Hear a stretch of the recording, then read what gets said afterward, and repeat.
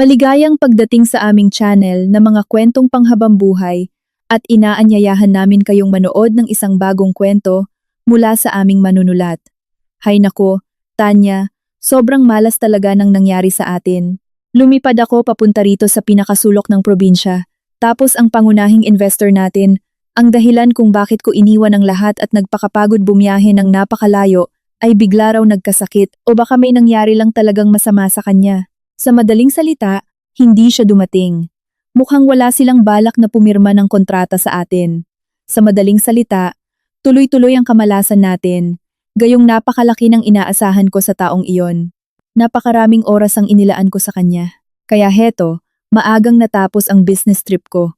Ilang oras na lang ay sasakay na ako ng eroplano pa uwi. Pasensya na kung nasira ko ang mga plano mo. Sige na, kanselahin mo na ang lakad mo. Magluto ka na ng hapunan at maglinis ng bahay. Sa madaling salita, hintayin mo na ang asawa mo.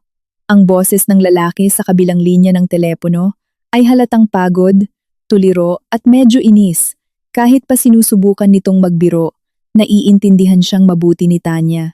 Ang boses na iyon ay sa asawa niyang si Victor, isang taong labis na abala at laging lunod sa walang katapusang problema ng isang malaking negosyo na naging malaking bahagi na ng buhay niya sa loob ng maraming taon. Ito ay isang seryosong kumpanya na nagtatayo ng mga espesyal na pasilidad at nag-install ng mga komplikadong kagamitan para sa mga malalaking pabrika. Sa totoo lang, hindi gaanong naiintindihan ni Tanya ang mga ganitong bagay. Kung tutuusin, halos wala siyang alam dito kahit pa 15 taon na silang kasal ni Victor Santos. Marahil, ang negosyong pinagkakaabalahan ni Victor ang tanging bagay tungkol sa kanya na talagang hindi maintindihan ni Tanya. Hay naku, Tanya, madalas nitong daing sa kanya. Ilang taon na tayong magkasama, sana man lang subukan mong intindihin kung paano tayo kumikita ng pambili ng bigas at ulam. Sa bagay, naiintindihan ko naman na kayong mga nasa arts, mga guro at mahilig sa kasaysayan, ay walang pakialam sa mga bakal at semento namin. Pero sana man lang subukan mo. Paano kung niloloko lang pala kita? Sinasabi kong nasa trabaho ako buong araw, pero ang totoo ay naglalakwatsa lang ako kung saan-saan. Halimbawa, nambababae pala ako. Nakangiting nakikinig lang si Tanya habang nakatingin kay Victor, na mismong naglagay sa sarili sa isang nakakahiyang sitwasyon at ngayon ay namumula. Pasensya ka na Victor, kung masasaktan kita sa sasabihin ko, pero hindi mo kayang gawin iyon. Para magawa iyon, kailangan mo man lang marunong magsinungaling. Ikaw, kahit kumuha lang ng sobrang ulam, ay hindi mo magawa ng hindi namumula.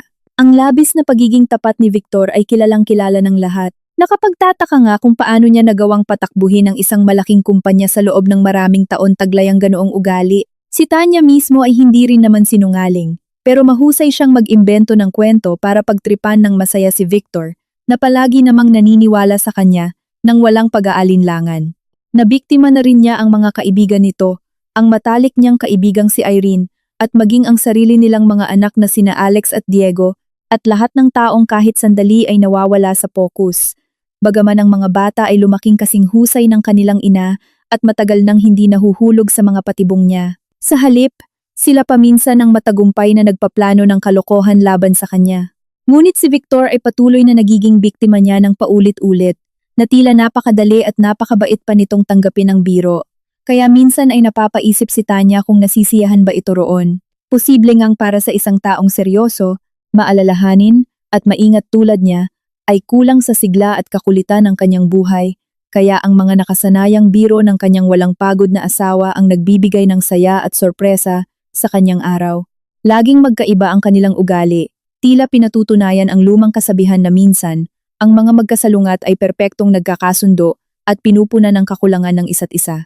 Bagaman kalokohan ang maghanap ng eksaktong panuntunan sa ganitong bagay, walang sinuman ang makapagpapaliwanag kung bakit ang dalawang taong may magkaibang pananaw at hilig ay masayang nagsasama habang ang dalawang taong tila magkapareho ng mundo ay bigla na lang nagsasawa sa isa't isa pagkalipas ng ilang panahon. O kaya naman, may magkapareho ng ugali na nabubuhay ng payapa hanggang sa magkaapo, habang ang iba ay naghihiwalay na puno ng panunumbat at sama ng loob na nagsasabing, wala na talagang pag-asa ang relasyon natin mula pa noong una. Masyado lang talaga tayong magkaiba. Sa totoo lang, nang makilala ni Tanya si Victor at mapatunayan ang seryosong intensyon nito, Matagal din siyang nag-alinlangan at nag-isip. Oo, walang duda na gustong-gusto niya si Victor. Paanong hindi? Lalo na kung isa sa alang-alang ang sitwasyon nila sa buhay. Si Victor ay mas matanda sa kanya ng 3 taon, pero minsan ay parang mas matanda ito ng 20 taon dahil sa dami ng alam at naranasan nito sa buhay.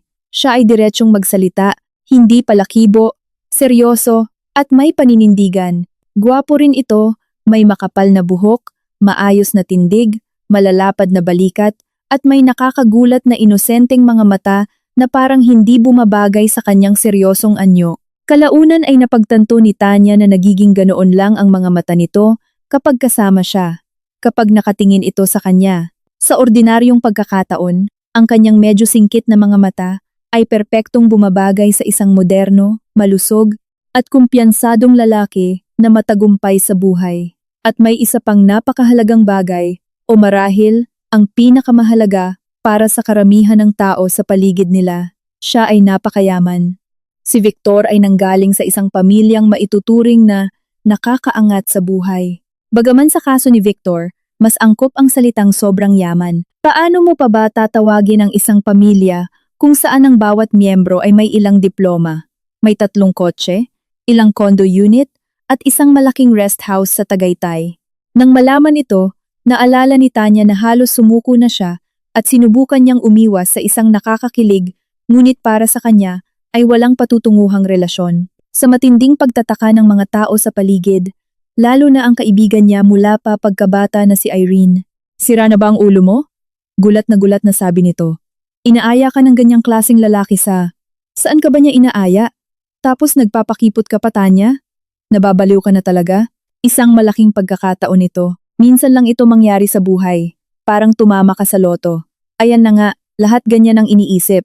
Tango ni Tanya. Pero hindi naman ako tumataya sa loto. At si Victor ay hindi premyo na basta na lang mapapanalunan. Sigurado ako na iniisip din niya na nakikipag-date lang ako sa kanya dahil sa pera niya. At higit sa lahat, wala tayong dapat pag-usapan. Kalokohan lang ito. Ang tanga mo talaga. Inis na sabi ni Irene. Totoo nga ang kasabihan na minsan nasa tapat na ng tanga ang swerte, pinapalampas pa. Kung sa akin lumapit ang ganyang lalaki, alam ko na ang gagawin ko sa kanya. Pero ikaw, dyan sa sobrang arte mo, tatanda kang dalaga. Di tatanda na lang akong dalaga, bulong ni Tanya. At least walang makakapagsabi na nagpabigat ako sa leeg ng isang mayamang lalaki. Ngunit sa ilang kadahilanan na tanging siya lang ang nakakaalam, hindi sumuko ang mayamang lalaking ito kay Tanya. Tahimik at nakakunot noong nakikinig si Victor sa mga pag-aalinlangan at babala ni Tanya. Pagkatapos, basta na lang niya itong hahawakan sa kamay at hihilahin papunta sa sinehan, sa isang kapehan, sa isang resort, o kahit saan, basta magkasama sila. At kahit saan sila mapunta, lagi silang masaya at nag-enjoy dahil magkasama sila. Higit pa rito, pagkaraan ng 1 taon, ipinakilala ni Victor si Tanya sa kanyang napakayamang pamilya, partikular sa kanyang lola, ina, at ama, ang haligi ng pamilya na matagal nang ipinasa ang negosyo sa anak at ngayoy masayang nag-enjoy sa kanyang pagtanda kasama ang kanyang pinakamamahal na asawa. Bagaman kasama rin doon ang kanyang biyenan, isang babaeng may matapang at nakakatawang ugali na laging nagbibiro sa kanyang maputing buhok na manugang na parang isang bata at laging nakakatanggap ng magandang sagot. Makikita na may kumpletong pagkakasundo at paggalang sa bawat isa sa loob ng tahanang iyon. Ngunit ang pinaka-nakakagulat sa lahat ay kung paano binasag ng Pamilya Santos ang lahat ng maling akala ni Tanya tungkol sa mga mayayamang tao at sa kanilang mga ugali. Inasahan niyang sasalubungin siya ng mapanuring mga tingin, magagalang na salita ngunit walang laman, at isang malamig na pagtanggap na tila nagsasabing, "Alam mo, Ining, titiisin ka lang namin sandali dahil kay Victor na nagpilit dalhin ka rito. Pero huwag kang mag-ilusyon na may seryoso itong ibig sabihin. Sa dinami-rami ng mga kapintasan mo, alam naming hindi ka naman tanga. At alam mong makakalimutan na namin ang presensya mo sa oras na sumara ang pinto sa likod mo. Totoo naman, hindi ba?" Lalong kinabahan si Tanya sa pagkilala sa ina ni Victor, si Tita Elena, na ang litrato ay laging nakatago sa pitaka ni Victor at buong pagmamalaking ipinakita sa kanya sa unang pagkakataon na magkasama sila. Mula sa litrato, tila tinititigan siya ng mga kulay kape at matatalim na mata ng isang maganda at mukhang batang ginang na isa palang propesor ng wika sa unibersidad, isang babaeng nabuhay sa karangyaan. At malinaw kahit walang salita na siguradong hindi pangarap ni Tita Elena na magkaroon ng manugang na tulad ni Tanya. At ang mga pag-aamo ni Victor na ang kanyang mga magulang ay hindi ganon, na sila ay simple at marunong makisama, na walang anumang bahid ng pagiging matapobre at arogante, ay hindi nakapagpakalma kay Tanya. Huwag kang kabahan, Tanya. Patuloy na pagpapalakas ng loob ni Victor. Alam mo, sa pamilya namin, ako ang bunso, ang late baby, halos isang himala. Pinangalanan pa nga akong Victor, na ang ibig sabihin ay tagumpay, laban sa panahon at sitwasyon. Kaya habang buhay kong ginamit ito, ginawa ko kung ano ang gusto ko, at ngayon magiging maayos ang lahat. Makikita mo, napakabait ng pamilya ko. At dumating na ang araw ng pagpapakilala, hindi nagkamali ang imahe ng rest house ng mga Santos. Bumungad sa kanya ang malaking bahay na may naglalakihang salamin, magandang bubong, malalaking bulaklak ng bougainvillea, matatangkad na puno, at mga bakal na rehas ng bakod. Ang lahat ay perpekto at tila walang iniiwang pag-asa para sa kanya. Halos panghinaan na siya ng loob nang biglang ngumiti at nakipagkamay sa kanya ang tatlong matatanda. At ang lalaki, ang ama ni Victor, ay inakbayan pa siya. Ang mga ngiti ay malalaki, ang pagkamay ay mahigpit, ang mga boses ay malinaw at masaya, at ang lahat ay mukhang napakatotoo at tapat. Kaya naman gusto na ring maniwala ni Tanya sa katapatang iyon. Marahil ay nababagay nga siya rito, pero naisip niya siguro magbabago ang lahat mamaya. Pauupuin siya sa isang mahabang hapagkainan at mabilis nilang mapapatunayan na wala siyang alam sa tamang paggamit ng tinidor at kutsilyo. Hindi siya marunong magbalat ng hipon o kumain ng tama ng isda, hindi siya marunong makipagsabayan sa mga matatalinong usapan. At isa lamang siyang walang pinag-aralan at simpleng babae. Tanya, ayos lang ba sa'yo kung mananghalian tayo sa veranda? Narinig niya ang boses ni Tita Elena. Alam mo, mas masarap kumain dito sa labas kaysa sa loob ng bahay kapag ganito kaganda ang panahon. Sariwang hangin at mga halaman. Isa pa, ang espesyalidad natin ngayon ay isang tunay na espesyal na paella. Nakasanayan na naming kamayin ito. At pinakamasarap itong gawin sa labas. Kamayin? Gulat na naisip ni Tanya. Inakala niyang mahihirapan siyang pumili sa napakaraming tinidor at kutsilyo at mapapahiya sa hindi pag-alam kung paano gamitin ang mga ito. Inisip niya ang isang napakaseryoso at formal na hapunan sa isang madilim at mahabang lamesa kung saan nakaupo ang mga taong tuwid na tuwid at hindi ngumingiti, habang umiinom ng alak mula sa mga basong kristal. Kamayan, isipin mo iyon, tumawa ang ginang. Siguro magugulat ka na hindi kami formal ngayon, pero ang mahal kong asawa mismo ang nagluto ng pagkain na ito buong umaga.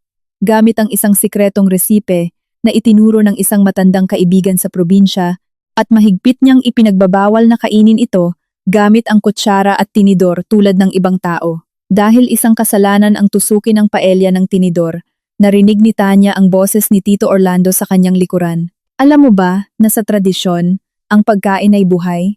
At ang pagkain gamit ang kamay ay hindi lang masarap kundi mabuti rin sa tiyan.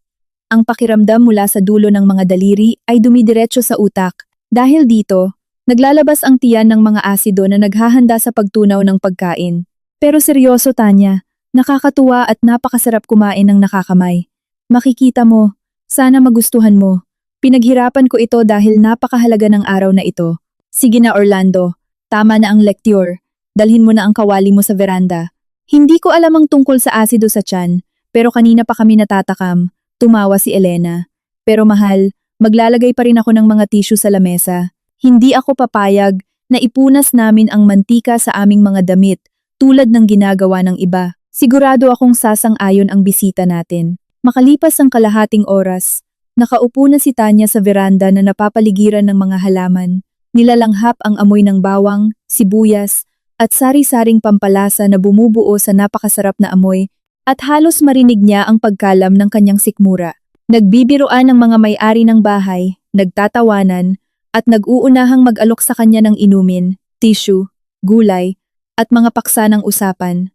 Ang pag-ubos sa napakasarap na pagkain ay nagtapos sa isang nakakatawang pangyayari. Si Tito Orlando, na ang talento sa pagluluto ay pinuri ng lahat, kabilang ang namamanghang si Tanya, ay tinupad ang tradisyon at ipinunas ang kanyang mga kamay sa kanyang t-shirt kung kaya't agad siyang napangaralan ng kanyang asawa. Sa madaling salita, Ang gabi ng pagpapakilala ay nagtapos sa parehong nakakagulat at masayang paraan kung paano ito nagsimula. At kahit anong pilit na pakikinig at pagmamasid ni Tanya, wala siyang napansing masamang tingin, patagong ngiti, o mapang-asar na reaksyon patungkol sa kanya. Tanya, aaminin ko sa iyo, paborito ka namin sa bahay na ito, sabi ng haligi ng pamilya bago sila maghiwalay. Minsan nga mas paborito pa kita kaysa kay Victor, lalo na nang kampihan mo ako. Hindi tulad ng anak na iyan, na laging nakadikit sa kanyang ina. Matutuwa kami kung mas madalas kang bibisita rito. Pinahalagahan niya ang mga salita ng matandang Santos, ngunit inisip pa rin niya na formalidad lamang ito mula sa isang magalang at maasikasong tao. Sa hindi malamang dahilan, naramdaman niya na ang huling salita ay magmumula pa rin sa ina ni Victor, at hindi na nagpatumpik-tumpik ang ginang.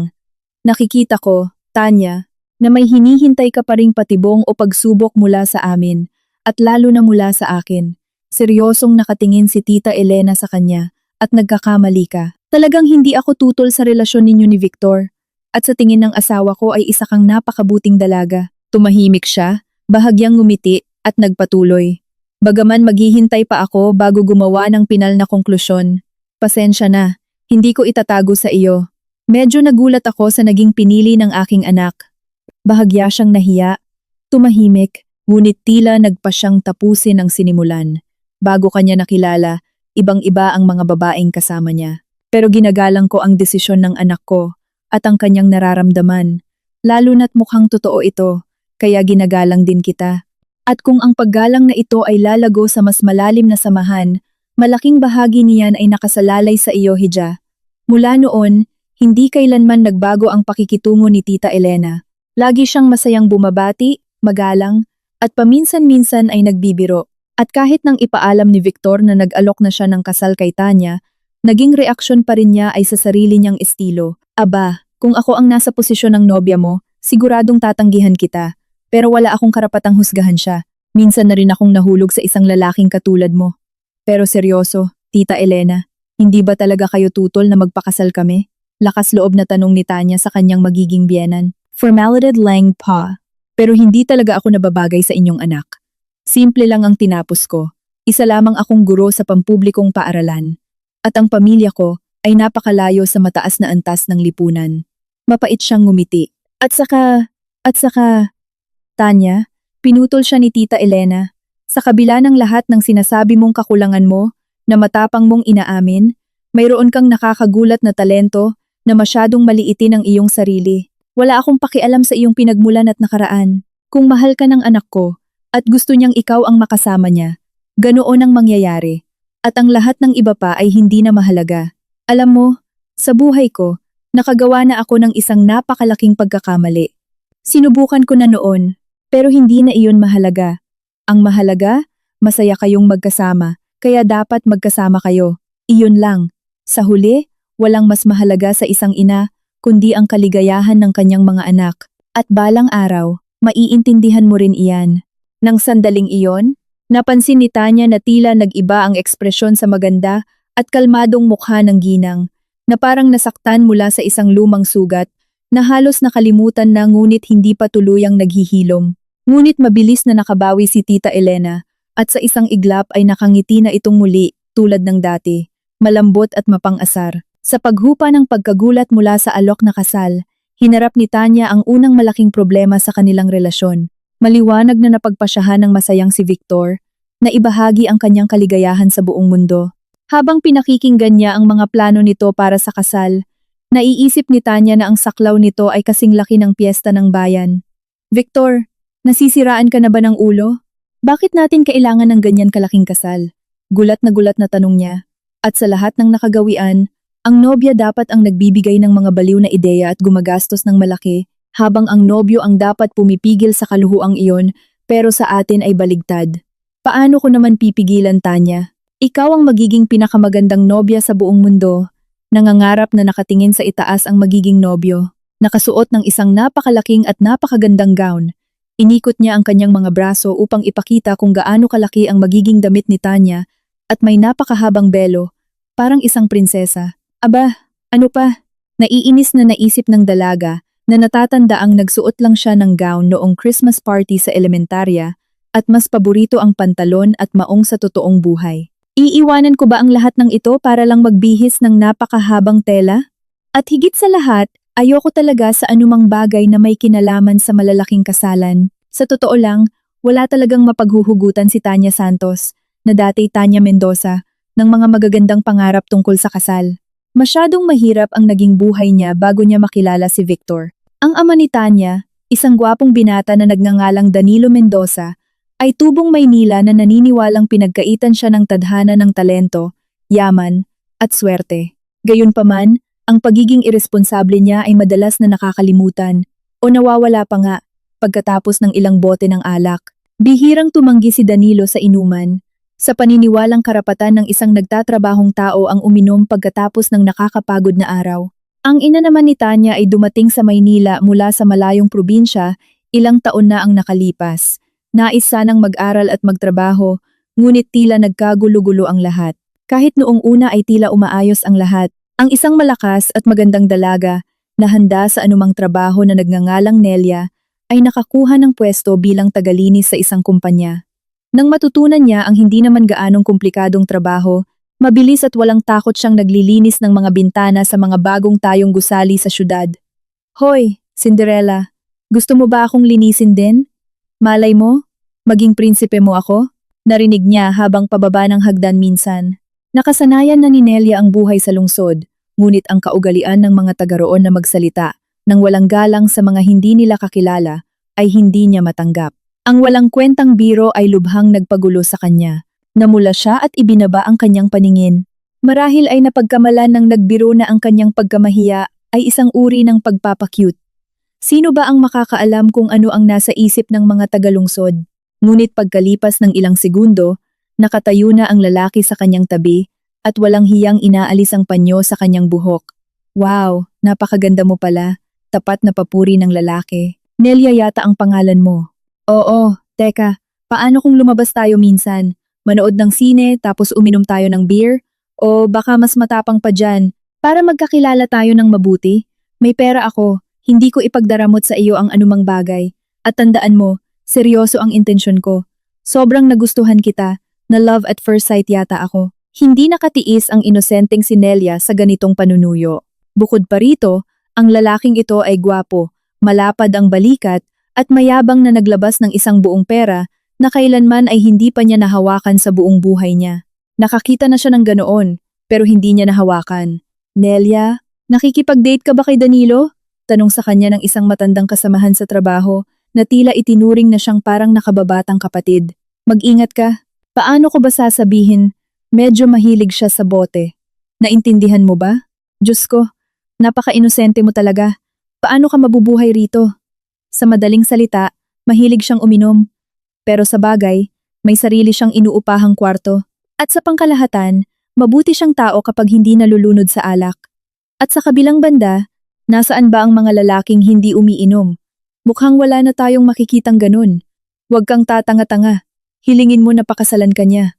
Kung magiging seryoso kayo at para maiuwi ka niya sa kwarto niya, doon niyo na problemahin kung lulunurin niya ang sarili niya sa alak. Mukhang may nararamdaman din namang pagmamahal si Danilo kay Nelia. Nagpakasal sila, tulad ng inaasahan sa mga disenteng tao. Ipinagdiwang nila ito sa isang maliit na karinderya. At ang nobya ay lumipat sa isang maliit na inuupahang apartment na tila isang palasyo para sa kanya. Ang katotohanan na ang mga pader sa palasyo ay nababakbak na, may mga sirang bombilya na nakabitin, at ang pinto sa kusina ay butas, ay hindi na mahalaga. Sinikap ng bagong asawa na lumikha ng isang komportabling kapaligiran na laging uuwian ni Danilo tuwing gabi, sa halip na uminom sa kanto o sa mga construction site. Pinahalagahan ni Danilo ang ginawang pag-aayos ng asawa, ngunit hindi siya tumigil sa pag-inom. Mas gusto na lamang niyang gawin ito sa loob ng bahay dahil may masarap na pulutan at malambot na kama kaysa sa malamig at madalas na basang lupa sa labas. Tiniis ni Nelia ang mga kapintasan ng kanyang asawa sa simula, ngunit kalaunan ay nagpasya siyang magreklamo. Bilang sagot, nakatanggap siya ng magalang na mungkahi na huwag makialam sa buhay ng lalaki at huwag siyang pangaralan. At kung may hindi siya gusto, maaari niyang balutin ang kanyang mga gamit at bumalik sa probinsya kung saan siya galing. Baka ginawa na iyon ni Nelia, ngunit eksakto sa sandaling iyon, Nakaramdam siya ng isang pinaghalong takot at saya dahil napagtanto niyang hindi na lamang siya nabubuhay para sa kanyang sarili, kundi para sa batang nabubuo sa sinapupunan niya.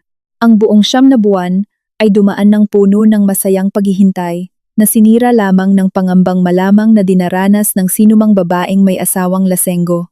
Ngunit sa unang pagtingin pa lamang sa kanyang anak, nawala ang lahat ng kanyang takot. Ipinanganak ang sanggol na malusog at agad na nag-ingay sa pamamagitan ng malakas na pag-iyak.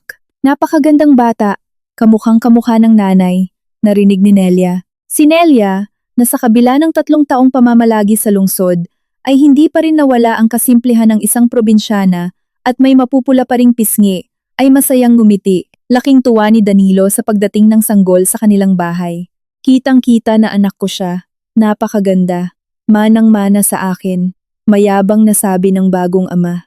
Sa unang pagkakataon sa buong buhay may asawa nila, pinakinggan niya ng mabuti ang kanyang asawa, nag-isip, at sinabing, "Paano ba yan? Mas kailangan natin ng pera ngayon. Wala ka namang sinabing bago sa akin. 3 taon ka nang palamunin ko, pero sagrado ang bata. Naiintindihan ko. Sige, sa Lunes, babalik na ako sa trabaho bilang kargador." Kahit na hindi malinaw kung sa anong Lunes siya magsisimula bilang tagapagtaguyod ng pamilya, naalala niya na ang pagsilang ng isang bata, lalo na ng napakagandang anak na babae, ay dapat ipagdiwang, kaya na ipagpaliban pa ng 1 buwan ang kanyang pagtatrabaho. Sa huli, umayos din si Danilo at pumunta sa trabaho.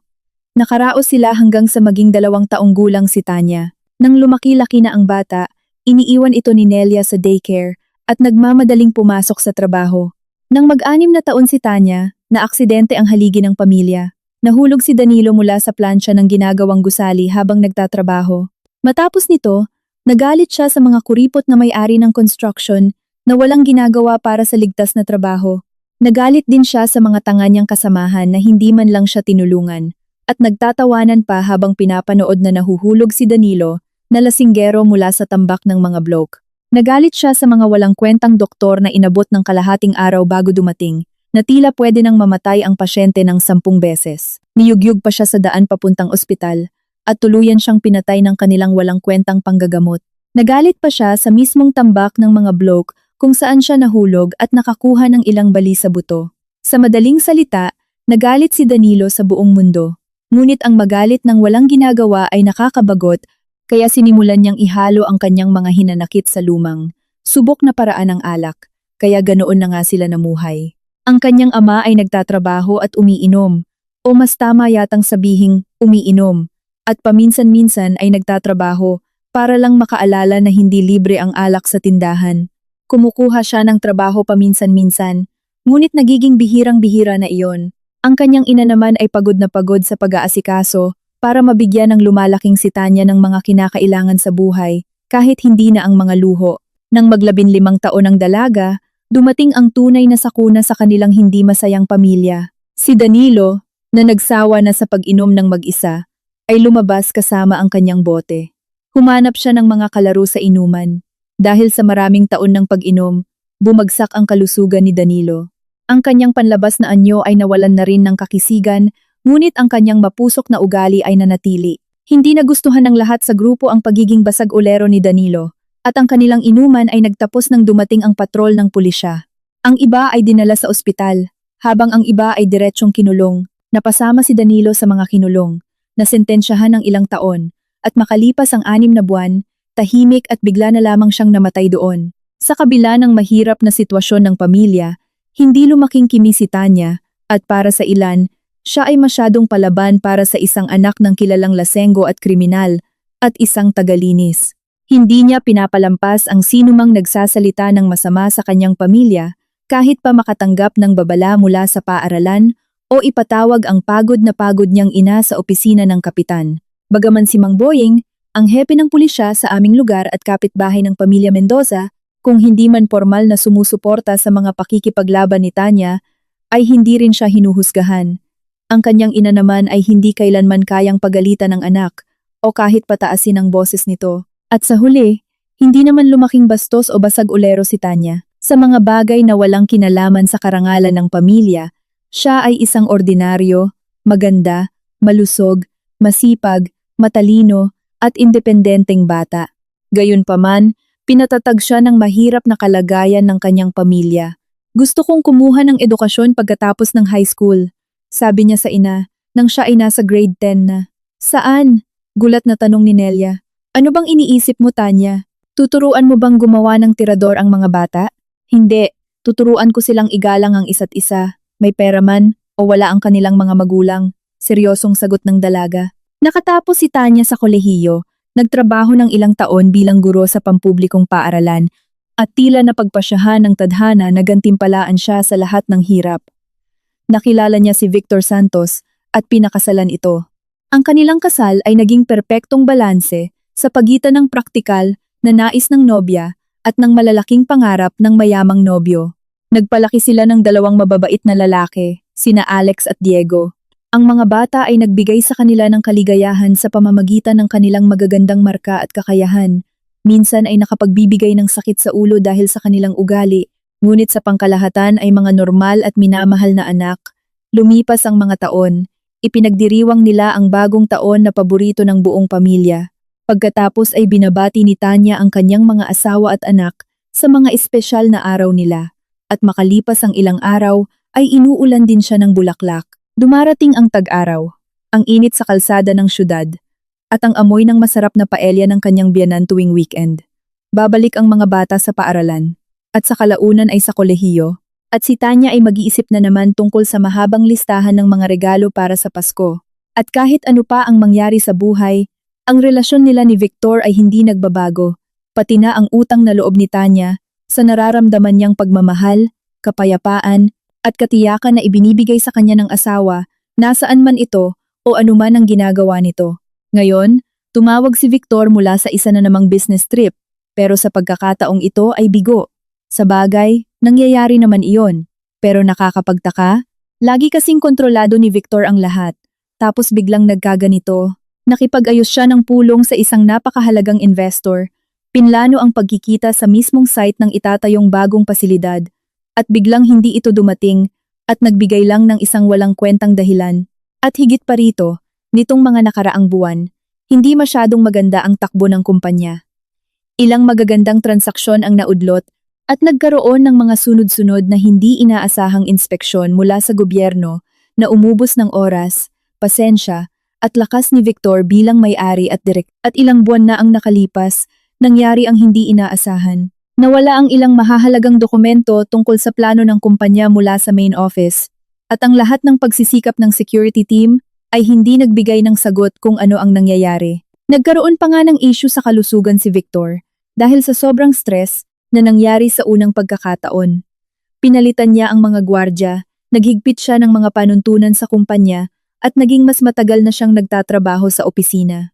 Ngunit hindi napigilan ang pagkawala ng ilang business partners at ang malaking pagkalugi sa pananalapi. Siyempre, nakikita ni Tanya kung ano ang nangyayari sa asawa, lalo na nang sa kauna-unahang pagkakataon din ay hindi sinasadyang nasigawan niya ang isa sa mga anak nila dahil sa isang maliit na bagay. Bagaman agad din namang nagsisi si Victor at mainit na humingi ng tawad kina Alex, Diego at Tanya, ngunit hindi pa rin nawala ang masamang pakiramdam. Masyado itong hindi nakasanayan sa kanilang pamilya, kung saan laging nare-resolba ang lahat ng maayos at may respeto sa isa't isa.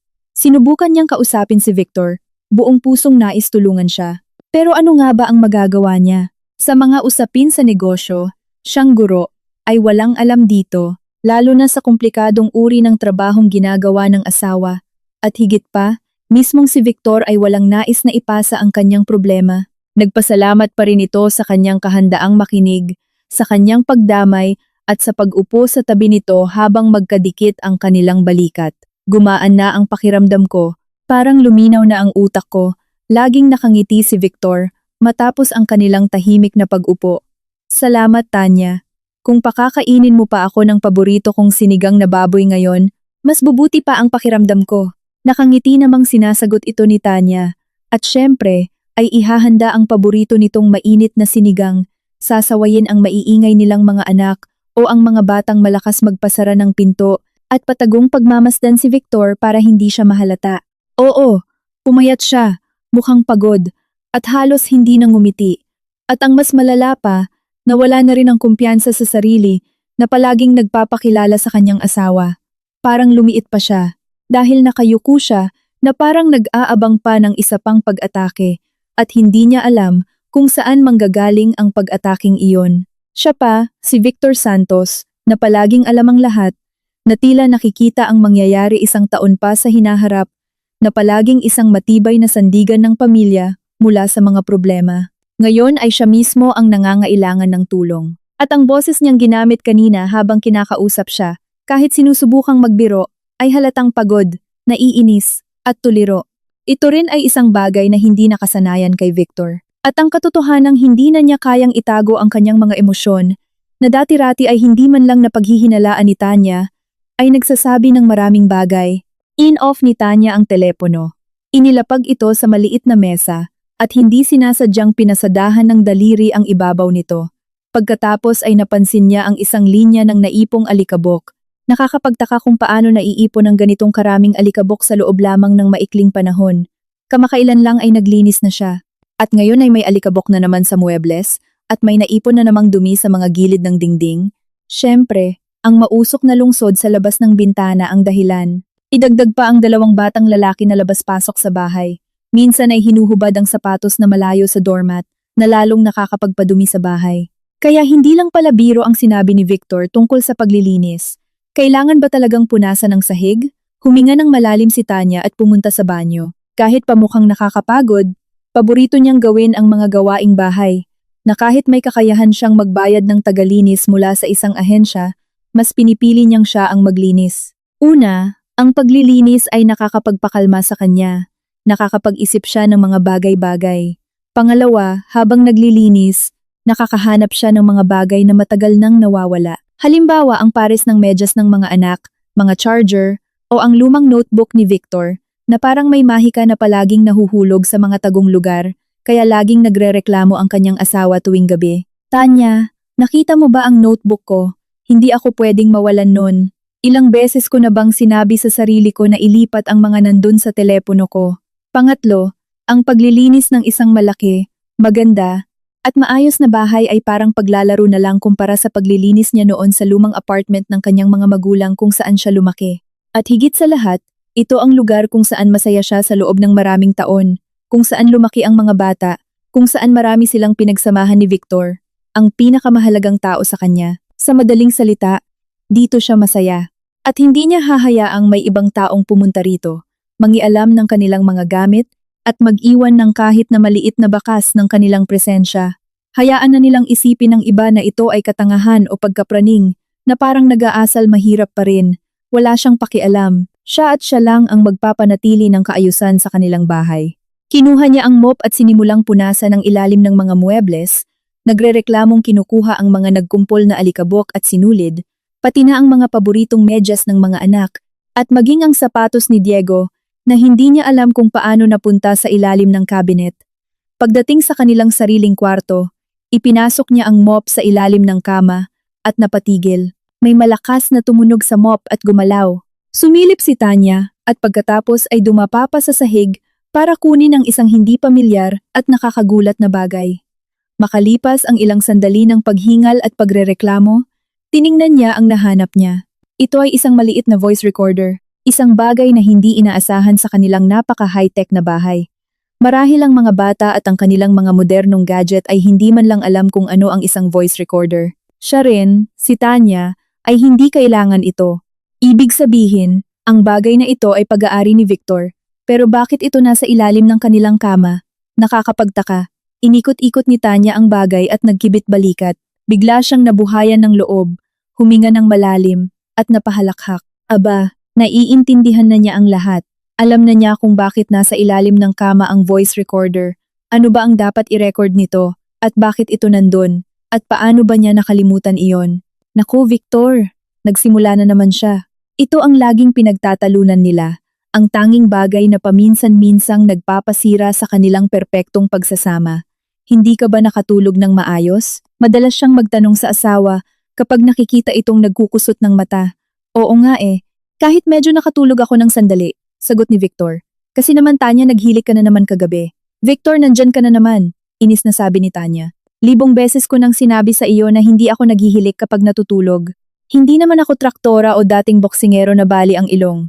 Ayos naman ang ilong ko, at hindi ko maintindihan kung bakit ka nag-iimbento ng ganyang mga kalokohan.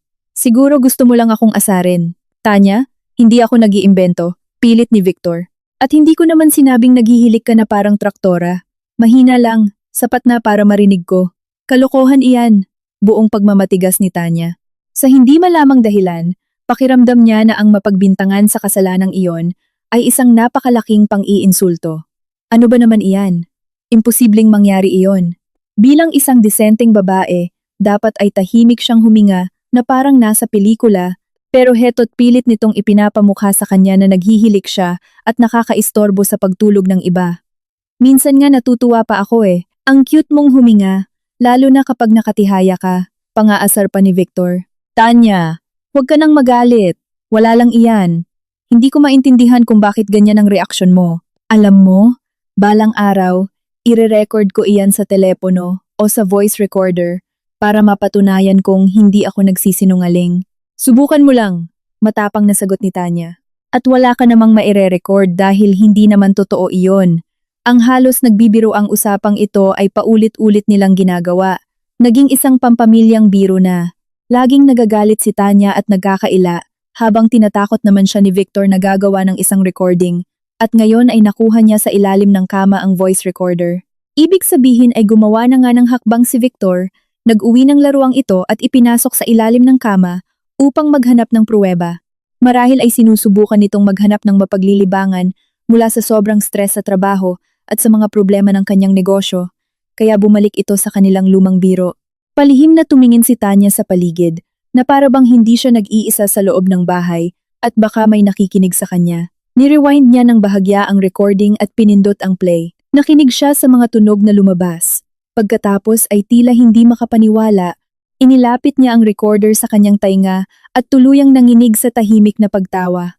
Oo, sigurado iyon. Hilik nga iyon, hindi malakas, hindi nakakairita, pero nandun iyon at hindi na niya iyon maitatanggi pa.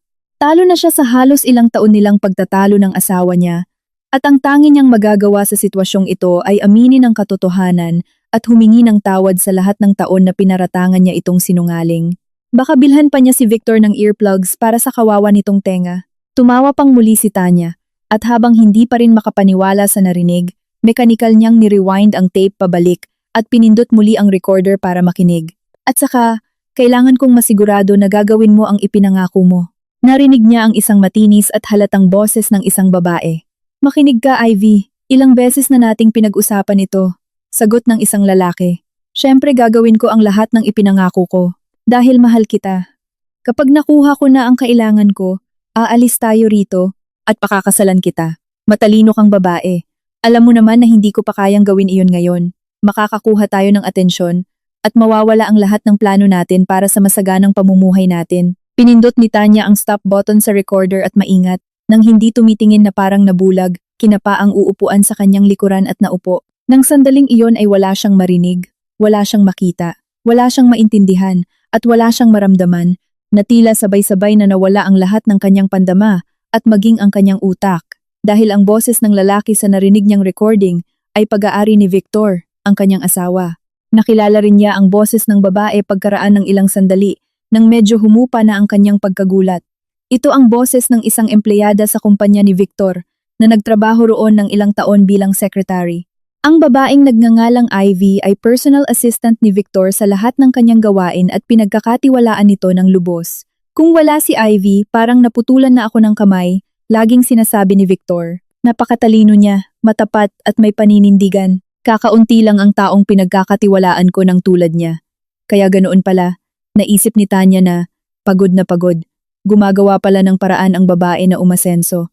Tutal, hanggang kailan ka ba magiging personal assistant at secretary? Oras na para umakyat sa mas mataas na posisyon, maging kabit, at kapag sinuwerte, maging asawa at kasosyo. Pero si Victor, paano niya nagawa ito? Pumasok sa isip ni Tanya ang mga nakakawasak na kaisipan at naramdaman niya ang matinding kirot sa kanyang puso. Pinilit niyang iwaksi ito, pero paminsan-minsan ay bumabalik at bumibigat ito. Kaya't hirap siyang huminga at gumalaw. Hindi niya alam kung gaano katagal siyang nakaupo sa sulok ng sofa, nakayuko at hawak ang kanyang ulo. Marahil ay napakatagal na. Dahil nang mahimasmasan siya, ay napansin niya ang pagdilim sa labas at namamanhid na ang kanyang baywang at paa. Aba, madilim at tahimik. At wala akong naaamoy na kare-kare o paborito kong sinigang. Wala talaga akong maamoy. Umasa pa naman ako. Pumasok si Victor sa apartment nang nakangiti. Tulad ng nakasanayan niya, mabilis niyang hinubad ang kanyang jacket at nagbukas ng mga braso. Walang sumasalubong. Ibig sabihin ay hindi ka masaya. Nagbibirong reklamo ni Victor at nagkunot noo. Hindi na ako magpapaligoy-ligoy, nagpa siya si Tanya. Hindi na siya magtatanong o aalamin pa ang ginawa ni Victor. Hindi niya aalamin ang buong detalye, hahanap ng ebidensya, o huhulihin sila sa akto kasama ang babae niya dahil mahal at iginagalang pa rin niya ito para gawin iyon. Oo, mahal niya ito, kahit na nadudurog ang puso niya, para na rin sa nakalipas nilang 20 taon at sa kanilang mga anak, makikipaghiwalay siya rito ng tahimik at mabilis. Ngayon na, at tulad ng isang mahikero na naglalabas ng kuneho mula sa sombrero, inilagay niya ang voice recorder sa lamesa. Wow, nakuha mo rin pala sa ilalim ng kama. Siyempre, nakalimutan ko na nga iyan eh. Nawala na sa isip ko. Ngumiti si Victor at tila lumiwanag ang mukha nito. Ano, narinig mo na? Napatunayan mo na ba sa sarili mo na lahat ng mga taon na ito ay hindi kita pinagbibintangan at tahimik ko lang tinitiis ang paghihirap ko tuwing gabi? Oh, purihin mo ang kabayanihan ko, Tanya. Bakit ka tahimik? Takang nakatingin si Victor sa kanyang asawa. Siguro inasahan niyang magagalit ito o magtatampo. Pero nakatingin lamang si Tanya ng walang emosyon. Tanya, galit na galit ka ba? Nag-alala si Victor. Wala iyan. Biro lang naman iyon, Tanya. Kung gusto mong malaman, nitong mga nakaraang taon, nagustuhan ko na rin ang paghihilik mo. Alam mo ba na mas mabilis akong nakakatulog kapag naririnig ko iyon, lalo na nitong huli. Nahihiga ako at nakikinig sa mga munting tunog na ginagawa mo sa tabi ko. At feeling ko, maayos ang lahat tulad ng dati. Promise. Tanya, hindi ko maintindihan bakit ka hindi nagsasalita. Anong nangyari? At bakit ganyan ka makatingin sa akin? Tuluyang nalito si Victor. Ano ngayon? Sa wakas ay nagsalita siya. Nakakadiri. Tingin ko sa iyo ngayon ay isang ibang tao. At nakakadiri. Nagkibit balikat si Victor. Dahil sa totoo lang, nandidiri na akong tingnan ka. Tango niya. At dahil ikaw, kahit man nakakabaliw isipin, ay naging ibang tao na para sa akin. Tanya, ano bang sinasabi mo? Natakot ang asawa. Hindi ko maintindihan kung ano ba talaga ang nangyayari. Ano bang gusto mong sabihin? Heto. Inusog ni Tanya ang voice recorder papunta kay Victor gamit ang kanyang hintuturo na tila nandidiri itong hawakan. Hindi ko pa rin maintindihan. Pwede mo bang ipaliwanag ng maayos kung anong nangyari? Paano nangyaring naging ibang tao na ako dahil lang sa cute mong paghihilik? Mukhang litong-lito nga si Victor at hindi naiintindihan ang mga pangyayari. Baka may amnesia siya at hindi talaga niya natatandaan ang pakikipagrelasyon niya sa isang babae habang kinakausap niya. Pwes, ipapaalala niya. Nangyari dahil masyado mong ginalingan ng laro mo, Victor. Pangaasar ni Tanya. Siguro nagkabaligtad mo ang mga voice recorder. O baka nakalimutan mo na may nakarecord ng ibang mas nakakawiling usapan doon. Napakahilig mo pala sa pagre-record ng boses ng mga babae. Ayan, nahuli ka tuloy. Tama na, Victor. Pagod na kumumpas si Tanya. Kung nahuli ka na rin lang sa akto, magkaroon ka naman ng lakas ng loob na umamin. Anong huli sa akto, Tanya? Pwede mo bang ipaliwanag ng maayos ang ibig mong sabihin? Medyo nainis na rin si Victor. Paano ba niya nagagawang maging ganyan ka-inosente at magmukhang walang alam sa kabila ng lahat? Dapat ay kinamumuhian na niya ito ngayon, pero sa hindi maipaliwanag na dahilan, ay gusto pa rin niya itong yakapin. Sige, kailangan nang tapusin ang kalokohang ito na parang isang masamang teleserye ng nagtataksil na asawa at tangang asawa. I-rewind niya ngayon ang tape at ipe-play muli para matapos na ang lahat. Ilang sandali na ang lumipas na puno ng manipis na paghihilik na pinakinggan nilang dalawa na may blankong reaksyon sa mukha. Biglang kumilos si Victor, kinuha ang recorder, muling ni-rewind at nilakasan ang volume. Nakinig sila sa boses ng lalaki at babae. Ayoko na. Di ko na to papakinggan. Tumayo si Tanya. Kung ganoon mo kamis ang boses ng kabit mo at gusto mo pang ulit-ulitin ito, maghintay ka na lang umalis ako. Tanya, teka. Inihagis ni Victor ang recorder sa lamesa. at tumayo rin. Mahal ko, saan mo nakuha ang ideya na boses ko iyon? Tanya, itigil mo na ito. Huwag mo akong hiyain at huwag mo akong gawing tanga. Galit na sabi ni Tanya. Baka sabihin mo pang hindi si Ivy iyon? Totoong boses iyon ni Ivy, pati ang recorder ay sa kanya. Actually, sa opisina iyon, pero kinuha ko iyon sa desk niya. Ah, tama. Kaya nga gumawa siya ng record para hindi ka makatakas. Bulong ni Tanya. Pambihira naman Tanya, pairalin mo nga ang sense of humor mo kung ang iba mong pandama ay nasira. Asawa ko, isipin mo naman ng mabuti. Ako at si Ivy? Nababaliw ka na ba? Kung hindi ikaw, sino? Mahiyain at maingat, parang naglalakad sa manipis na yelo. Pinakinggan ni Tanya ang kanyang nararamdaman at biglang nakahinga ng masaya. Siyempre naman. Paano ba niya naisip iyon sa kanyang Victor na napakamahal at pamilyar sa kanya? Iyan na ang mahalagang tanong. Nag-ayos si Victor at biglang naging seryoso at alerto, katulad ng kung paano siya makipag-usap sa mga business partners niya. Alam mo mahal ko, hindi aksidenteng napagkamalan mong boses ko iyon. Sobrang magkamukha kasi ang boses namin. Sobra. May isang tao lang sa mundo na alam kong ganyan magsalita, pero hindi ko inakala na babalik siya sa buhay natin. Lalo na sa ganitong paraan. Matagal na tumahimik si Victor. Tila iniisip ulit ang lahat. Namutla siya, ipinikit ang mga mata na tila nasasaktan. Pagkatapos ay napangiwi siya. Hinaplos niya ang kanyang mukha na parang nagtatanggal ng nakakadiring sapot ng gagamba. Tahimik at matiyagang nagmamasid si Tanya sa kanyang mukha. Kung may natitira pa siyang pagdududa tungkol sa katapatan ni Victor, naglaho na iyon ng tuluyan. Gusto na lang siyang pakinggan at tulungan kung maaari. Pagkatapos ay tumayo si Victor at matapang na nagsabi, aalis ako ngayon din. Kailangan kong malaman at kumpirmahin ang ilang bagay. Kailangan kong makausap. L, at tapusin ang lahat ng problemang ito. Ang duming ito. Kinuha niya ang recorder at inilagay sa kanyang bulsa. Maghintay ka rito, naiintindihan mo ba? Huwag kang aalis. Babalik ako at ipapaliwanag ko lahat sa iyo. Wala si Victor ng ilang oras. Pagkatapos ay bumalik siya, umupo sa harap niya, at isinalaysay ang isang nakakagulat na kwento. Baka natatandaan mo na may isa pang anak ang mga magulang ko? Isang lalaki? Oo, magugulat ka kung bakit kakaiba ang paraan ng pagsasalita ko. Normal lang sigurong sabihing may kapatid ako, pero ang totoo, parang hindi ko siya itinuring na kapatid. Ipinanganak si Anton noong college pa lang ang mga magulang namin, habang ako ay pinanganak noong 35, anyos na sila. Isipin mo na lang ang agwat namin. Nakadiaper pa lang ako ay binata na siya. Sa totoo lang, halos hindi ko siya maalala. Mga malalabong alaala lang at isang boses. Oh, natatandaan kong mabuti ang boses niya. At noong lumaki na ako, palaging sinasabi ni mama sa akin na magkapareho kami ng tono ng boses at paraan ng pagsasalita. Tumahimik siya at nag-isip. Victor, bakit hindi ko kailanman nakita ang taong ito, ang kapatid mo? Naglakas loob na sabihin ni Tanya ang salitang tila nagbibigay ng sakit kay Victor. Alam niya na may isa pang anak na lalaki ang mga Santos at narinig niyang matagal na itong lumayo at pinutol ang koneksyon sa pamilya. Ngunit hindi niya magawang magtanong dahil kapag nababanggit ang paksang iyon, ang karaniwang masayang mag-asawa at si Victor ay lumulungkot, nananahimik at nagiging blanko. Ito na yata ang kaisa-isang maitim na anino sa kanilang maaliwalas na pamilya. Dahil sa lahat ng mga taon na ito, ay hindi siya kailanman nagpakita. Mapait na ngumiti si Victor. Naiintindihan mo, maraming taon na ang nakalipas nang magkaroon siya ng isang matinding away kasama ang aking mga magulang. Hindi ko masyadong alam ang detalye. Hindi naman ito bawal pag-usapan sa bahay, pero isa itong hindi naghihilom na sugat. Naiintindihan mo ba?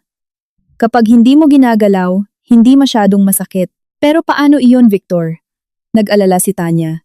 Sige, sabihin na nating hindi dapat galawin ang sugat, pero dapat itong gamutin. Ang matatalino at makaranasang magulang mo, wala ba silang nahanap na paraan para makipagbati sa anak nila? Paano nangyari iyon? Naku, maraming beses nang sinubukan ng mga magulang ko, at maniwala ka, ginamit nila ang lahat ng kanilang karanasan at pera, pero ang pakikipagkasundo ay nangangailangan ng pagkukusa ng dalawang panig. Si Anton, binura na niya kami sa kanyang buhay. Siguro ay panghabang buhay. Pinuntahan ko rin siya noon. Alam namin ang address niya. Napakalayo nito. Sa ibang bansa pa. Kaya ayon, hindi man lang niya ako pinapasok sa bahay. Isipin mo iyon. Sinabi niya sa akin na kinuha ko ang lahat ng dapat sana ay sa kanya. Malamang tinutukoy ang negosyo ni Papa at sinabing matagal na siyang walang pamilya. Ganun, siya mismo ang pumili ng ganoong klasing buhay at walang makapagkumbinsi sa kanya na magbago. Hindi kami, hindi ang ibang tao. At kahit ang panahon, nakakatakot, kinilabutan si Tanya. Inakala ko pa naman na ang pamilya ko na ang pinakaproblemado. Oo, malamang tayo ang mananalo kapag pinag-usapan ang mga lihim ng pamilya. Malungkot na tumango si Victor. Ang pinakamasama, ang away na iyon ay dahil sa pera. Nahuli ni Papa si Anton na nakikipagsabwatan sa ating mga kakumpetensya.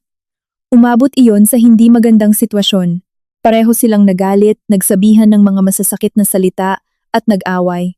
Kahit pa humupa na ang galit ni Papa at pinagsisihan at sinubukan niyang ayusin, hindi kailanman nagpatawad si Anton kahit siya naman ang may kasalanan sa simula pa lang.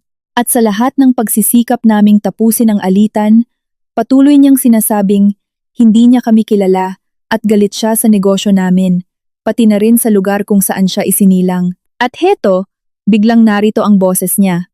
Boses ni Anton. Tumahimik si Victor bago magpatuloy. Siyempre, hindi ako lubusang sigurado na siya iyon kaya kinausap ko si Ivy. Matapat talaga siyang tao sa pangkalahatan. Sinubukan pa niyang magpalusot pero umamin din kaagad. Halos 1 taon na palang nanliligaw si Anton kay Ivy. At seryoso ito. Nalinlang niya si Ivy hanggang sa pumayag itong tulungan siyang makuha ang bahagi niyang yaman sa ating negosyo. Pagkatapos nito, nangako siya na bibigyan niya ng magandang buhay si Ivy. At ang lahat ng nangyayaring problema, ang pagkawala ng impormasyon, pagkawala ng partners, ang mga inspeksyon ng gobyerno, lahat ay kagagawan niya. Isipin mo iyon. Ngunit hindi pa rin buong nagtitiwala si Ivy, kaya inirecord niya ang kanilang pag-uusap. Para daw sigurado. Nakakabaliw. Anong klaseng kwento ito? Huminga ng malalim si Tanya. Pero kalokohan iyon. Yung sinubukan niyang gawin. Bakit niya sisirain ang kumpanya na gusto niyang angkinin? Malamang ay para mataranta tayo. At simulang ibenta ang ilan sa mga asset at malubog sa utang. Anuman ang mangyari, mas madaling kumuha ng bahagi sa isang bumabagsak na kumpanya kaysa sa matibay at malakas na kumpanya, di ba? Kahit pa hindi ko alam ang lahat ng plano niya, hindi na mahalaga iyon. Sa kabila ng lahat, ang mas nakakagulat ay, niyakap ni Victor si Tanya, hinalikan ito sa pisngi at tinitigan sa mata. Isipin mo, ano ang nagligtas sa atin sa posibleng pagkabangkarote at pagkawala ng negosyo natin? Ang nakakatuwang paghihilik ng aking asawa. At sabay silang napahalakhak ng buong saya.